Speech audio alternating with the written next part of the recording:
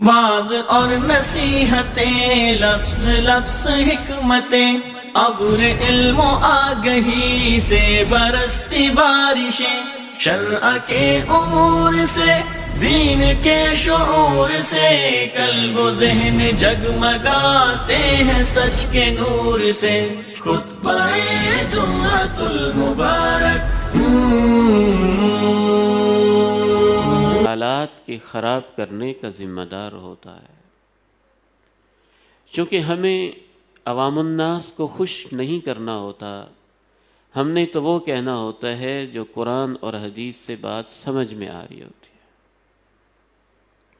اس لیے ہم یہ نہیں کہہ سکتے کہ لوگوں کو خوش کرنے کے لیے کسی ایک طبقے کو گالیاں دیتے رہیں اور دوسرے طبقے کو پاک صاف کر دیں، یا اس طبقے کو گالیاں دیں اور فلاں طبقے کو پاک صاف کر دیں۔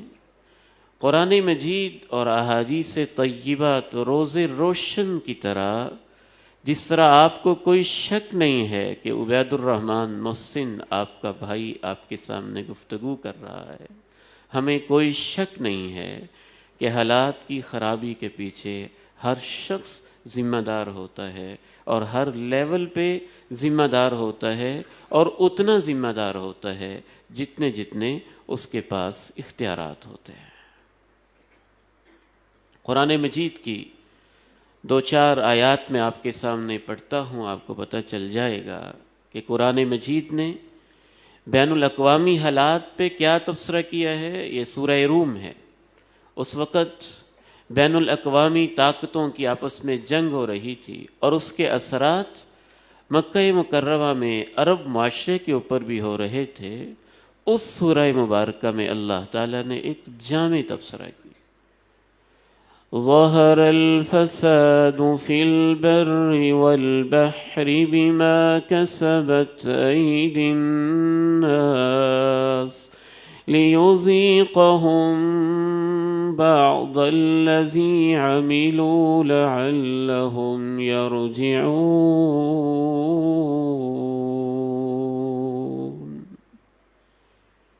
خشکی میں بھی فساد ہو چکا ہے،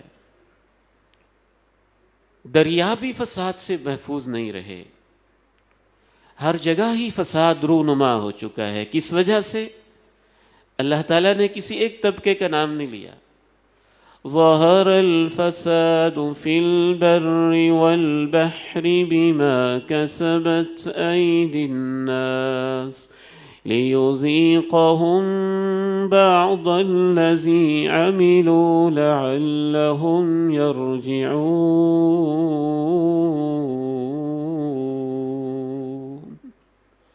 اس وجہ سے کہ جو سب لوگوں نے حرکتیں کی ہیں، بما کسبت ایدی الناس، الناس سب انسانوں کو کہا جاتا ہے۔ جو انسانوں نے کیا ہے، جو لوگوں نے کیا ہے، جو سوسائٹی نے کیا ہے، جو معاشرے نے کیا ہے، جو معاشرے کے ہر فرد نے کیا ہے اور ہر طبقے نے کیا ہے۔ تو اس لیے ہر وقت دوسروں کو ہی دشنام دیتے رہنا یہ مسئلے کا حل نہیں ہوتا۔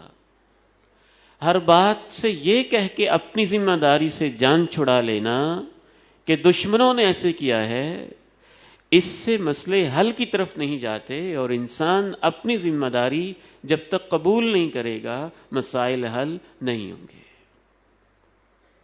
دیکھیے، ایک عرب شاعر نے بہت خوبصورت بات کہی کہ جب اس نے کہا کہ وہ جنگ میں یوں ہو گیا تھا، یوں ہو گیا تھا، دشمن نے ایسے کر دیا تھا، تو اس نے کہا کہ تمہیں تو وہ دشمن ملنا چاہیے جو تھپڑ مارنے سے پہلے پوچھے ماروں کہ نہ ماروں،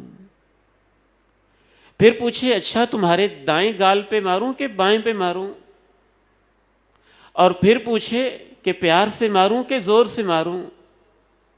دشمن نے تو جو کرنا ہے کرنا ہی کرنا ہے، سوال تو یہ ہے کہ دشمن کو موقع کون دیتا ہے، اسے مواقع فراہم کون کرتا ہے؟ اس میں بھی معاشرے کی اپنی کمزوریاں ہوتی ہیں اور ہر طبقے کی کمزوریاں ہوتی ہیں۔ ظہر الفساد فی البر والبحر بما کسبت ایدی الناس ليذيقهم بعض الذي عملوا لعلهم يرجعون۔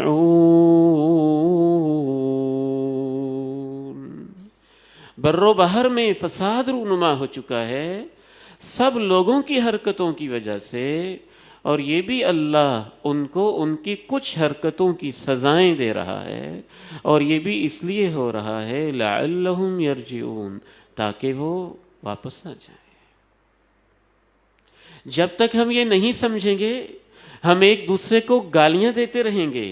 ہمیں تسلیم ہے جن کے پاس اختیارات زیادہ تھے انہوں نے اس ملک کی تباہی میں زیادہ کردار ادا کیا، جس کے پاس اختیارات کم تھے اس نے کم اپنا کردار ادا کیا، جس بیچارے کے پاس کچھ بھی نہیں تھا اس نے بالکل برائے نام کوئی ہلکا پھلکا رول پلے کیا، لیکن یہ ماننا پڑے گا کہ جب بھی حالات خراب ہوتے ہیں تو ہر شخص اپنی اپنی جگہ پہ اپنے اپنے لیول، اپنے اپنے اختیار اور اپنی اپنی ذمہ داری کے مطابق اس کا ذمہ دار ہوتا ہے۔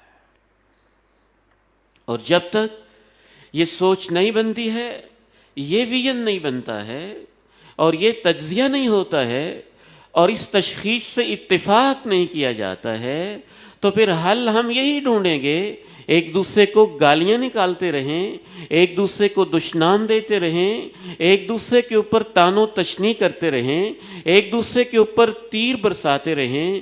یہ تو ہم بڑے عرصے سے کر رہے ہیں، اس سے پھر مسئلے حل تو نہیں ہوتے۔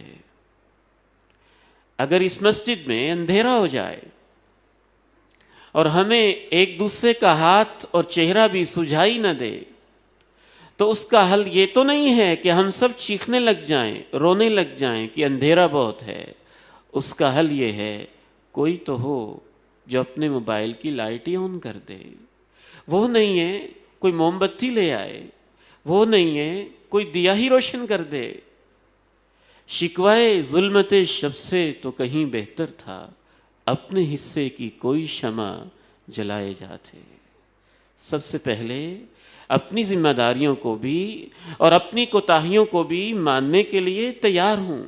میں یہ انکار نہیں کرتا کہ فلاں طبقے نے اتنا منفی کردار ادا کیا، ہمیں یہ بھی تسلیم ہے کہ فلاں طبقے نے اتنا بڑا منفی کردار ادا کیا، ہمیں یہ بھی تسلیم ہے کہ فلاں ہمارے دشمن نے اتنا کردار ادا کیا۔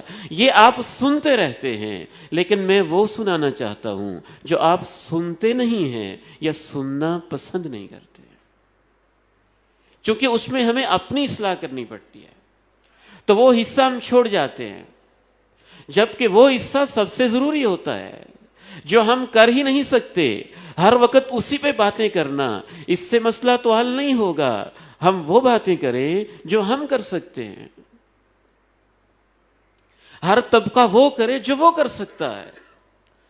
ظہر الفساد فی البر والبحر بما کسبت ایدی الناس لیذیقہم بعض الذی عملوا لعلہم یرجعون۔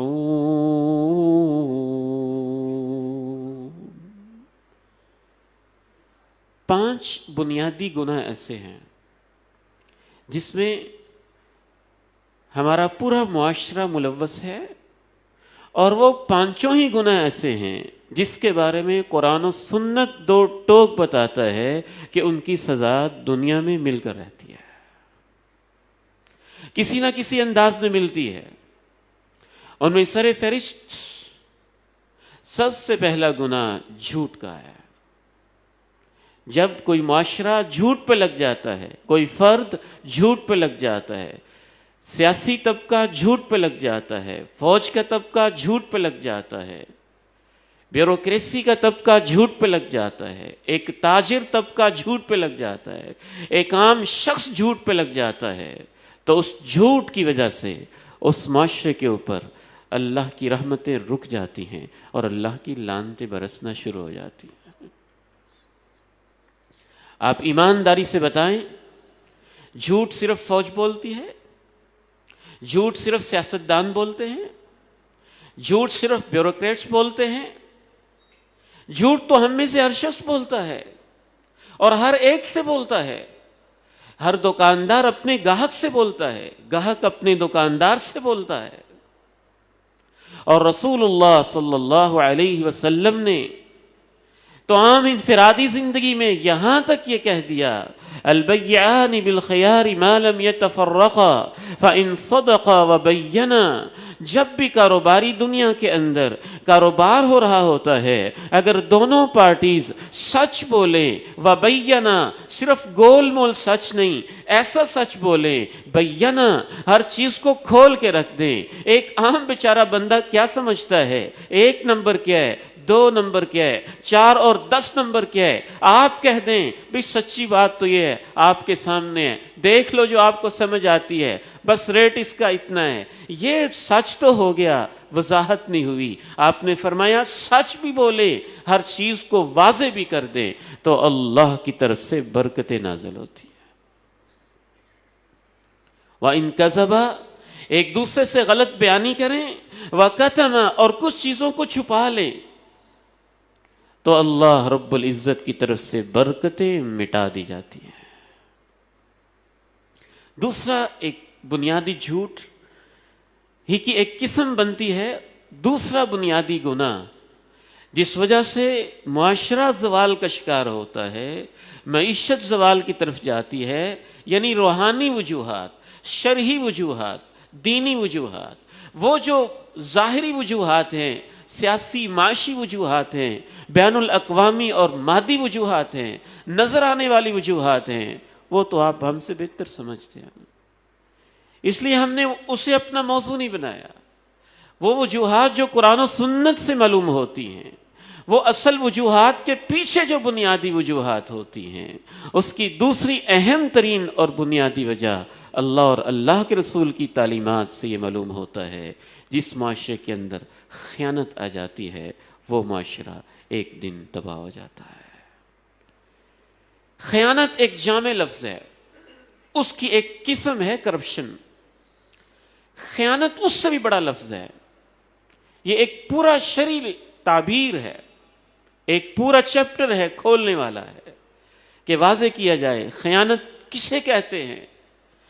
خیانت کی ایک قسم ہے کرپشن، وگرنہ کرپشن کی ہر قسم خیانت میں آ جاتی ہے.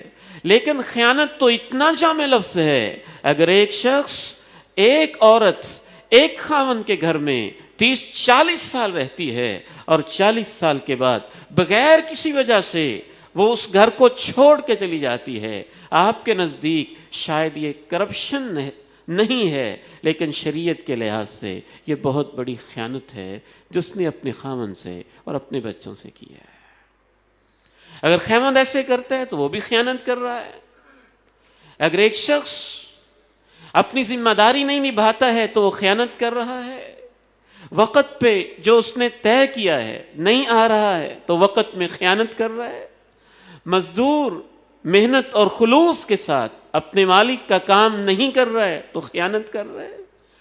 اور اس کو مزدور رکھنے والا وقت کے اوپر پوری اس کی تنخواہ اور مزدوری نہیں دے رہا ہے تو خیانت کر رہا ہے. تو خیانت ایک جامع لفظ ہے. اور جب کسی معاشرے کے اندر امانت داری نہیں رہتی ہے اور خیانت آ جاتی ہے تو اللہ کے رسول علیہ الصلاۃ والسلام کا تو یہ فیصلہ ہے، لا ایمان لمن لا امانت لہ. جس میں امانت داری نہیں ہوتی ہے اس کا کوئی ایمان نہیں ہوتا ہے. تیسری بنیادی وجہ جس سے معاشرے تباہی کی طرف جاتے ہیں، بخل ہے.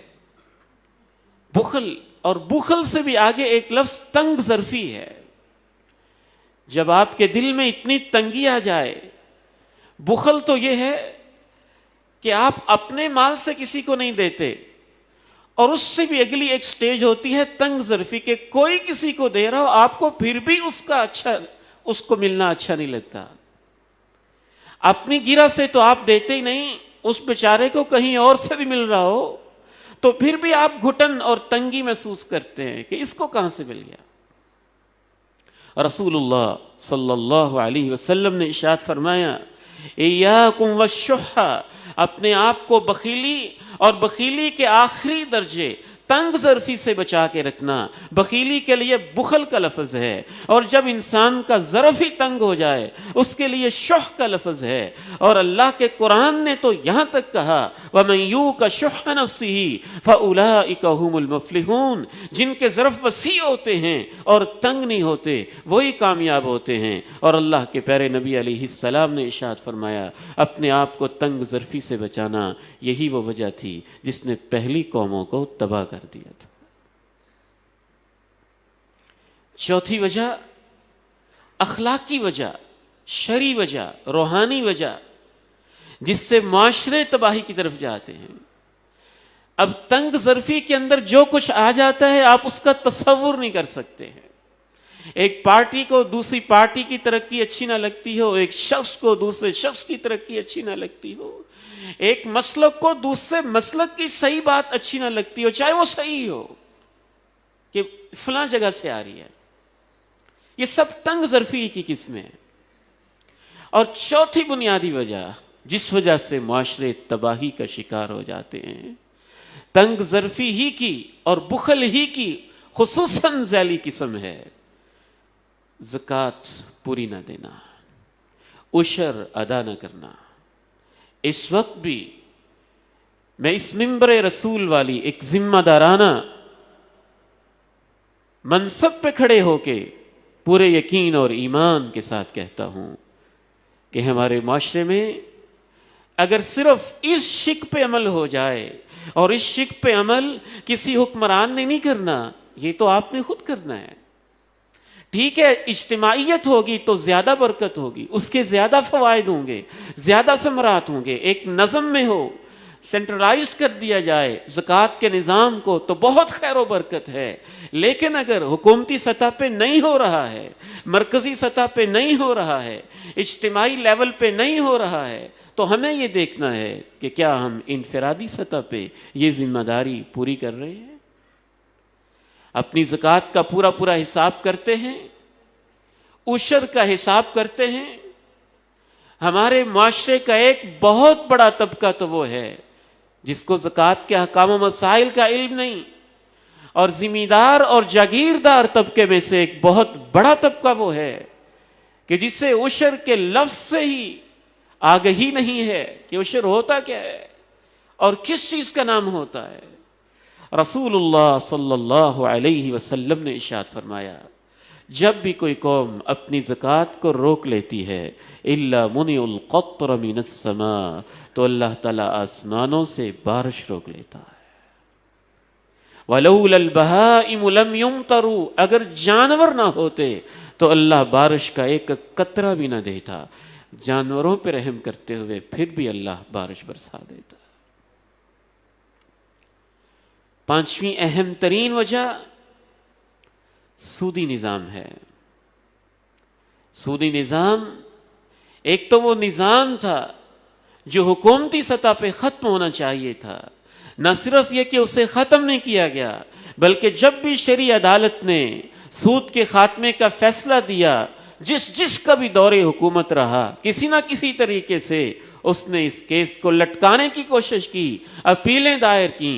حکومت تو مجرم تھی ہی، پھر تو ہم نے ایپس بنائی، گلی گلی محلے کے اندر چھوٹے لوگوں نے 10,000 ہزار اور 5,000 ہزار کی سطح پر بھی غریبوں سے سود لینا شروع کر دیا. آپ اندازہ نہیں کر سکتے، میں ان غریبوں کو جانتا ہوں جن کی آنکھوں میں آنسو ہیں، جن کے بال سفید ہیں، جن کی نیندیں اڑی ہوئی ہیں. فلاں شخص ہمارے دروازے پہ آیا، تم غریب آدمی ہو، میں نے کہا تمہاری خیر خواہی کر دیں، 10,000 لے لو مجھ سے. اور دینے کے بعد کہا کہ ہاں مہینے بعد اتنے ساتھ اضافی شامل کر کے دیتے رہنا. انفرادی سطح پر، گلی محلے کی سطح پر، سلائی مشین کی سطح پر، 5,000 2,000 روپے کی سطح پر پوری قوم ہی مال کی اتنی حریص ہوئی کہ بجائے ہمدردی کرنے کے ہر ایک دوسرے کو لوٹنے کی کوشش میں لگ گیا.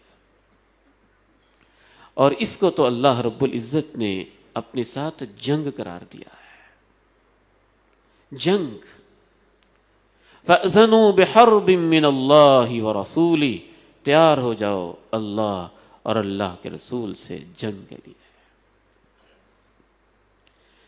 ایک بہت بڑا فیکٹر یہ بھی ہے کہ بعض لوگ اس کی تشخیص یوں کرتے ہیں بس تقدیر میں ایسے لکھا ہے، اللہ کو ایسے منظور تھا، ہمارے ساتھ ایسے ہی ہونا تھا۔ اپنی تصحیح کیے بغیر، اپنے رویے کو صحیح کیے بغیر، اپنے معاملات کو صحیح کیے بغیر یہ کہہ کے جان چھڑانا یہ بھی مسئلے کا حل نہیں ہوتا۔ مجھے تو یقین ہے کہ اللہ نے تو ہماری تقدیر میں یہ لکھا ہوا تھا کہ پاکستان کی چپے چپے کی زمین سونا اگلے گی۔ اللہ نے تو ہماری تقدیر میں گلگت اور بلتستان کے خوبصورت آسمانوں سے باتیں کرتے پہاڑ لکھے ہوئے ہیں۔ اللہ نے ہماری تقدیر میں بلوچستان اور سندھ کے زمینوں کے نیچے ہمارے لیے سونے کے، گیس کے، کوئلے کے ذخائر لکھے ہوئے ہیں۔ اللہ نے تو ہماری تقدیر میں ایسی زمین لکھی ہوئی ہے جس کا چپا چپا سونا اگلتی ہے۔ اللہ نے تو ہماری تقدیر میں ایسے نوجوان لکھے ہیں جو دنیا کے ذہین ترین دماغ رکھنے والے ہیں۔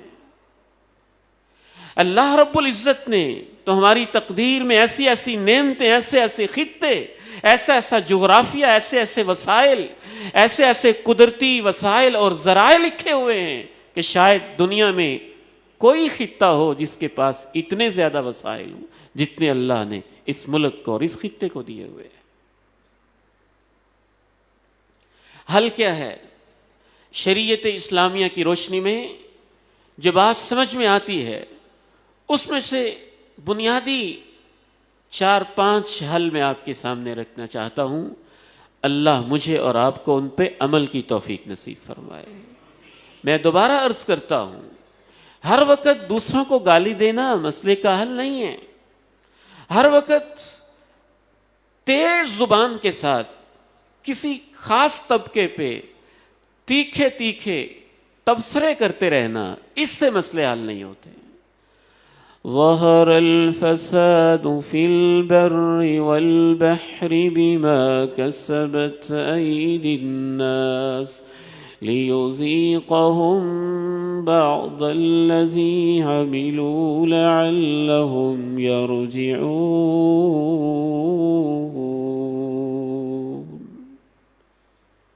سب سے پہلا اور بنیادی حل یہ ہے اللہ کی طرف رجوع کیا جائے، اور صرف سادہ رجوع نہیں، رجوع کا معنی ہے اپنے عمل کو بدلا جائے، اپنے رویوں کو بدلا جائے، اپنی عادتوں کی اصلاح کی جائے۔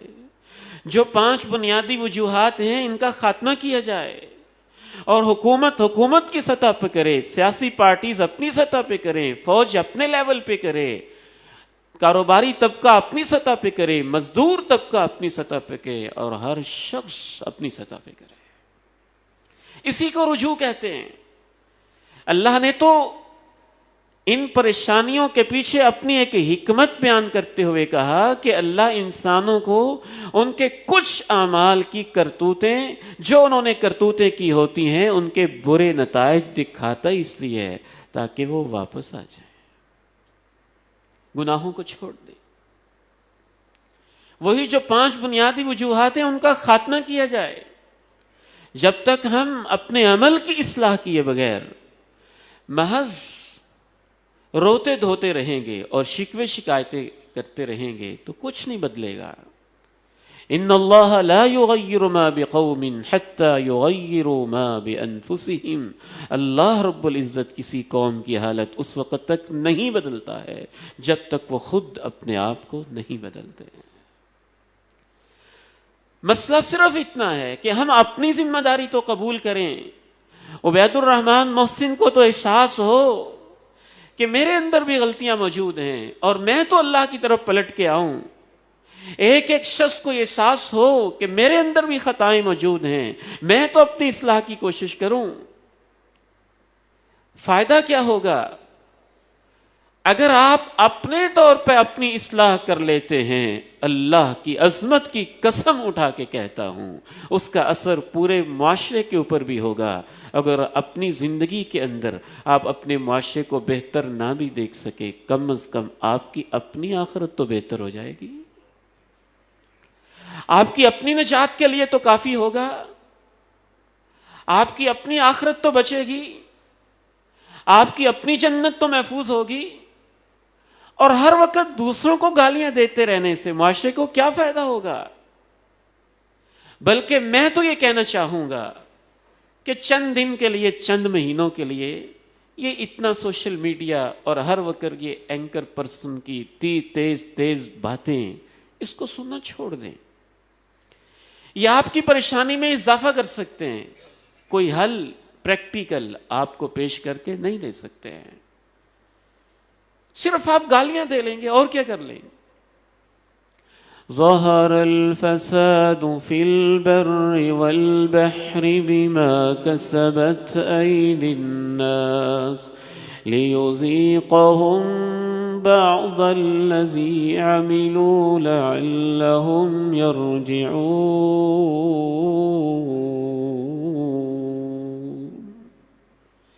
اللہ کی طرف پلٹ آنا، ان گناہوں کو چھوڑ دینا، جہاں جہاں غلطیاں ہو رہی ہیں حکومتی پالیسیز میں، جو ان کے کرنے کے کام ہیں وہ اپنی جگہ پہ اپنی اصلاح کریں گے، اور ہر طبقہ جب اپنی جگہ پہ اصلاح کرے گا اور ایک انفرادی شخص انڈیویجول سطح پہ اپنی اصلاح کرے گا تو یہی اصلاح کی طرف پہلا راستہ ہوگا۔ اسی سے انشاءاللہ تعالی اللہ کی مدد ہوگی، اللہ کی معافیاں ملیں گی، اللہ کی طرف سے رحمتیں اور برکتوں کا نزول ہوگا۔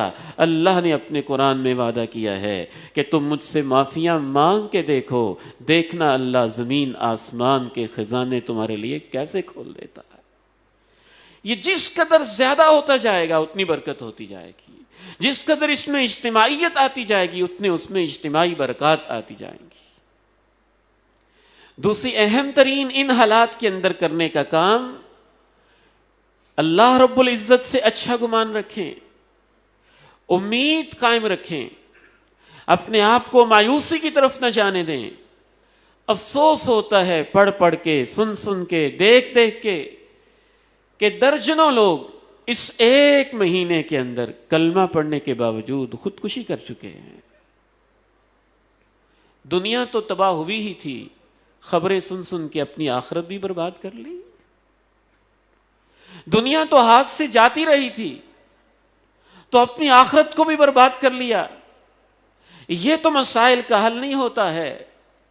میں اللہ پہ یقین رکھتے ہوئے کہتا ہوں کہ جب ہم میں سے ہر شخص اللہ سے معافیاں مانگنے پہ لگ جائے گا، اپنے رویوں کی اصلاح کرنے پہ لگ جائے گا، آنسو بہانے پہ لگ جائے گا، اور یوں اپنی پیشانی کو زمین پہ ٹیک دے گا، ناک سے لکیریں کھینچنے پہ لگ جائے گا، جس قدر یہ کام زیادہ ہوتا جائے گا اور اپنی اصلاح ہوتی جائے گی، اللہ کی طرف سے غیبی مدد اور برکتوں کا نزول ہوتا جائے گا،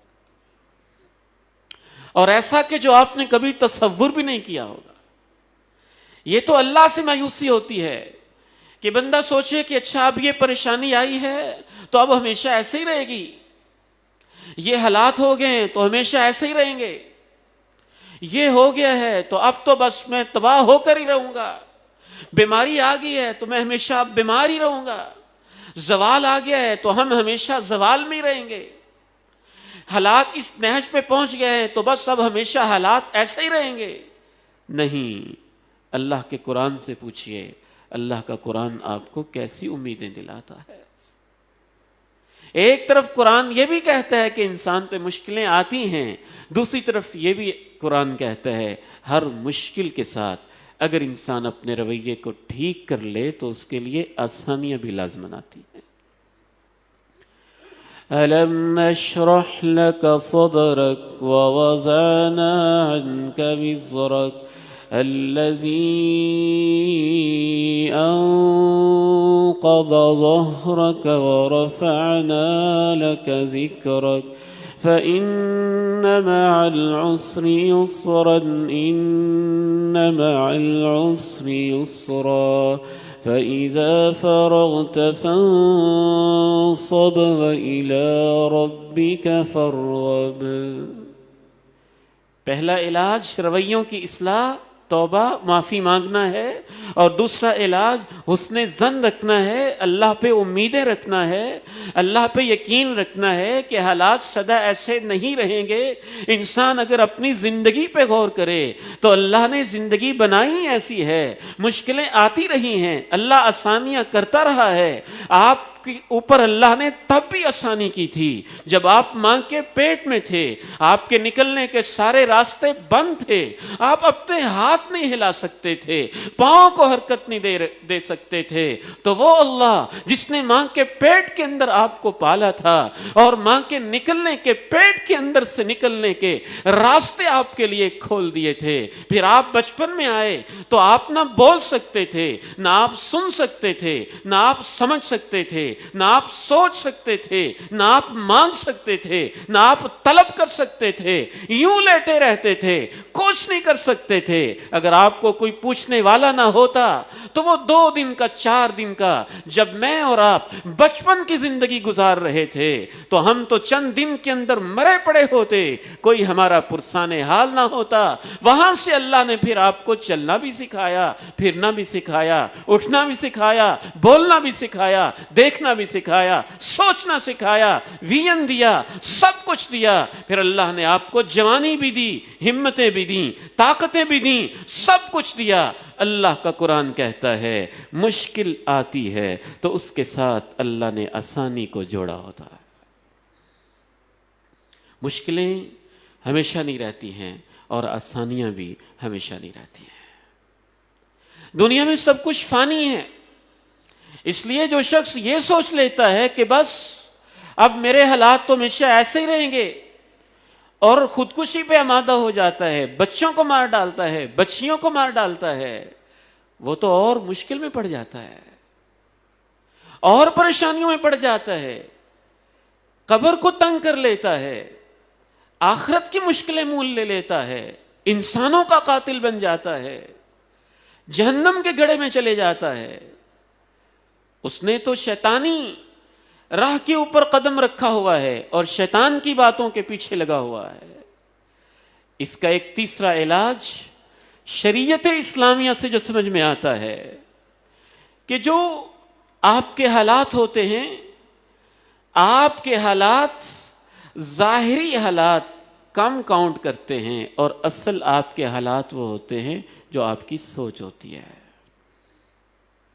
روڈ ایکسیڈنٹ ہوا، دونوں ہی گاڑیاں ہیں، دونوں کے ساتھ ایک جیسا حادثہ ہوا، ایک جیسی پریشانی آئی، ان میں سے ایک کی ذہنی حالت یہ ہے کہ اس کا دماغ معاف ہوا پڑا ہے اور وہ کہتا ہے ٹکر ہو گئی، میری گاڑی لگ گئی، اب یہ کیسے بنے گی، اب پیسے کہاں سے آئیں گے، اب ریپیئرنگ کیسے کرواؤں گا، اب میرے ساتھ ایسے ہی ہوتا رہے گا، دوبارہ میں اسٹیئرنگ پہ کیسے بیٹھوں گا، دوبارہ گاڑی چلانے کی ہمت کیسے ہوگی، میں اس روڈ پہ دوبارہ گزروں گا کیسے، اس کو دیکھوں گا کیسے۔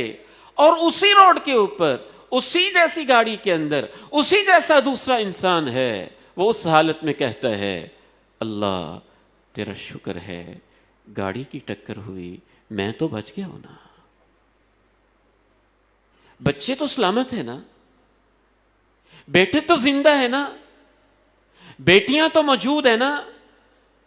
خواہ مخواہ اپنی ذہنی حالت میں ساری پریشانیاں اکٹھی کر لینا، اس سے پریشانیوں کا کبھی حل نہیں ہوا ہے۔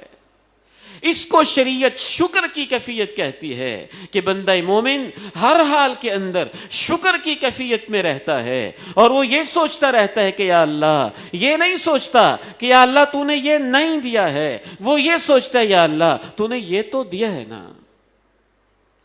امام ابو قلابہ رحمہ اللہ کے بارے میں امام ابن حبان اپنی عظیم کتاب الثقات میں لکھتے ہیں کہ وقت کا ایک مجاہد ہے، مصر کے جہاد سے واپس آ رہا ہے، سرحدی علاقے میں ہے، ایک صحرا کے اندر ایک شخص کو دیکھتا ہے، دور سے ایک آواز آ رہی ہے اور اس آواز سے یہ دعا مسلسل سنائی دی جا رہی ہے۔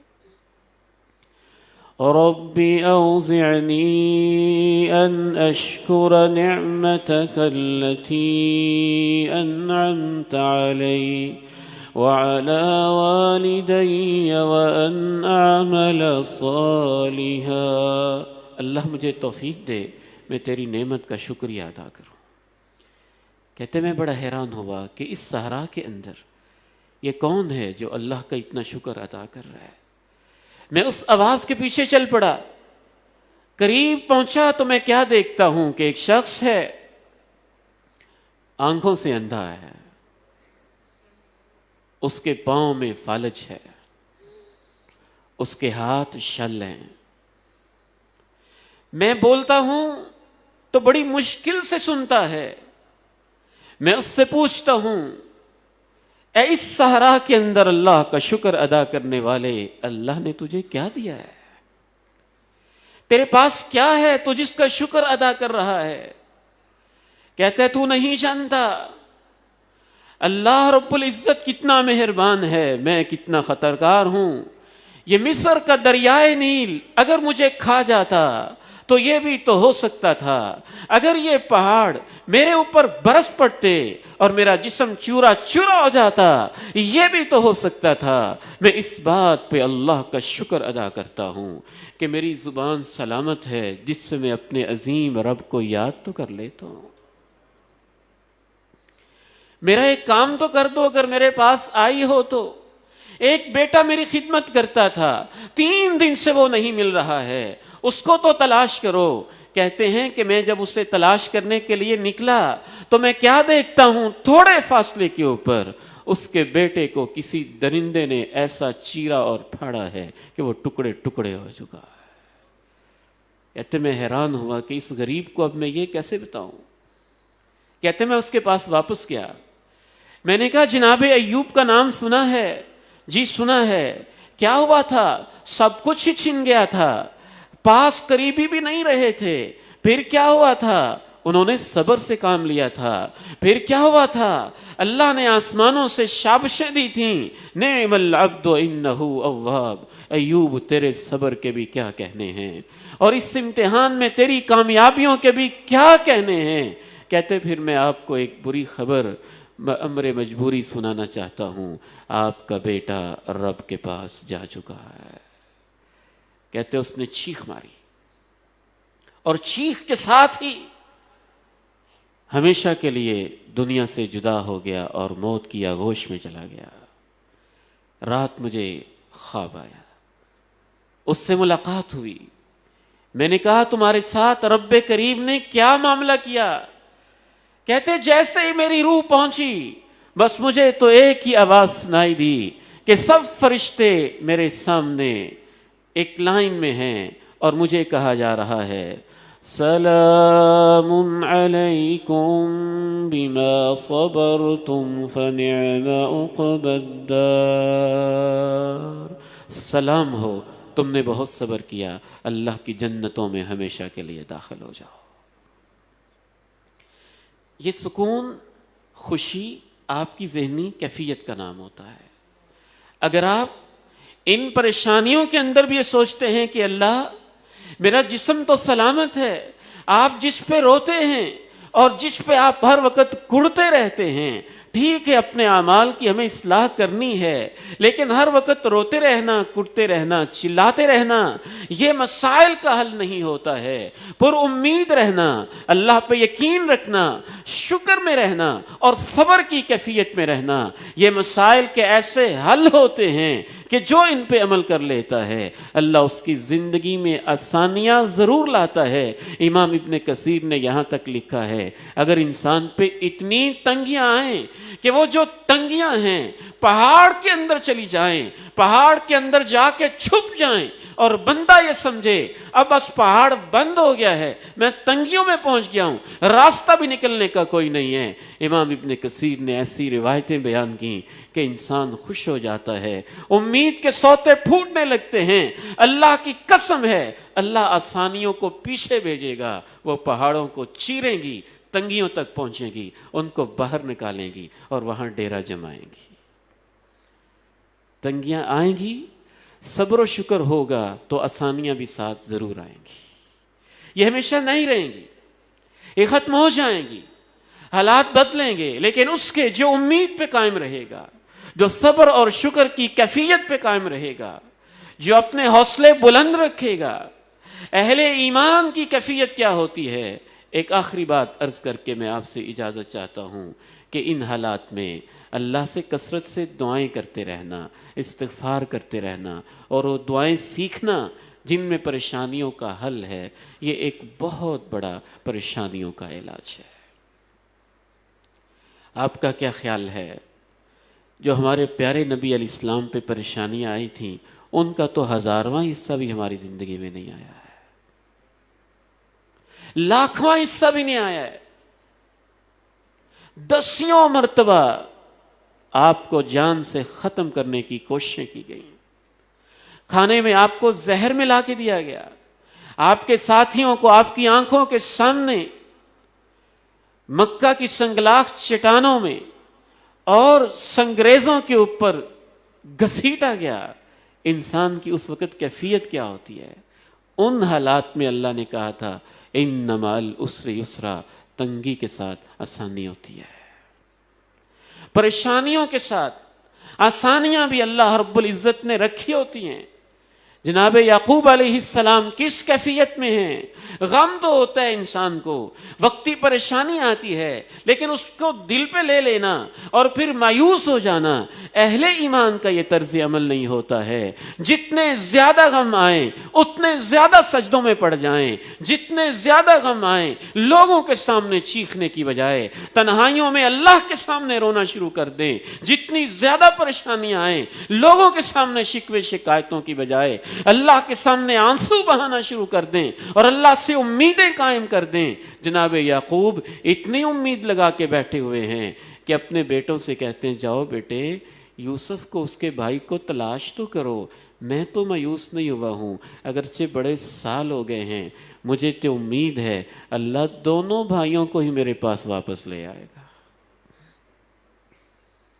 تو اللہ ان کی امیدوں کی لاج رکھتا ہے نا. جو اللہ پہ ایسا یقین کرتے ہیں اللہ ان کے یقین کی شرم رکھتا ہے, لاج رکھتا ہے, ان کے یقین پہ پورا اترتا ہے. اور جو مایوس ہو کے زندگی سے ہاتھ دھو بیٹھتا ہے اس کی دنیا بھی گئی اور اپنی آخرت کو بھی برباد کر بیٹھتا ہے. اس لیے اہل ایمان مایوس نہیں ہوتے ہیں, وہ ہمت کرتے ہیں, حالات کو سدھارنے کی کوشش کرتے ہیں, اپنے اعمال کی اصلاح کرتے ہیں, اللہ سے تعلق قائم کرتے ہیں, اللہ سے دعائیں کرتے ہیں اور صبر و شکر کے ساتھ زندگی کا پہیہ چلاتے رہتے ہیں. اور پھر اللہ ایک نہ ایک دن ان کے حالات کو ضرور بدلتا ہے اور اللہ ہمارے حالات بھی ضرور بدلے گا انشاءاللہ تعالی. وآخر دعوانا ان الحمد للہ رب العالمین.